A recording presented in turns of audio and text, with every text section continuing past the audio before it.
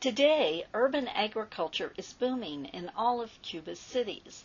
In times of crisis, like war or recession, growing food in cities has always been universal.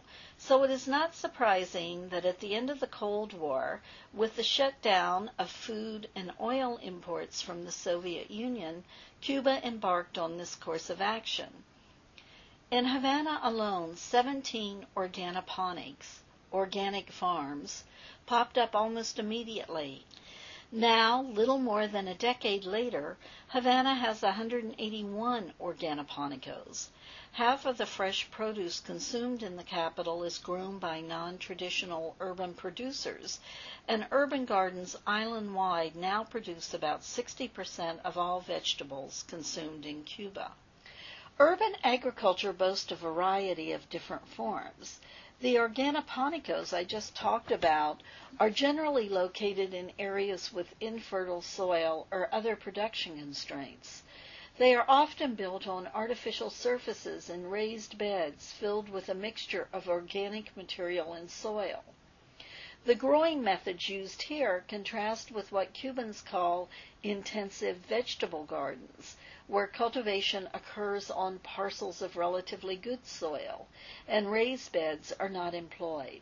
Instead, organic matter is applied directly to the growing area when the beds are prepared for planting.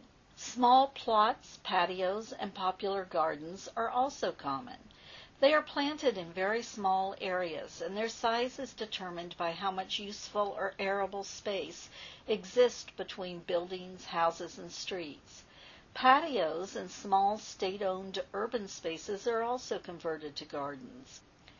Taken together, the smaller areas actually produce more than organiponics and intensive vegetable gardens combined, so they have a strong positive impact.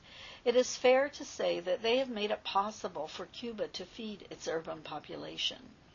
Although I visited many organipanicos throughout Cuba, it was fun to see a small producer in action outside of Havana. Bebo lives in the city of Sancti Spiritus, where his small backyard and patio gardens make a significant contribution to his household and to the region. In addition to providing food for his own family, he has a juice bar on his front porch which generates income. He also is the popular host of a weekly radio program on permaculture. Apartment-style agriculture contributes to the diversity that characterizes urban agriculture in Cuba. It includes a range of practices, including plantings in mini planting beds and in small containers on balconies and roofs, all with minimal use of soil. It is not a situation where anything goes, however.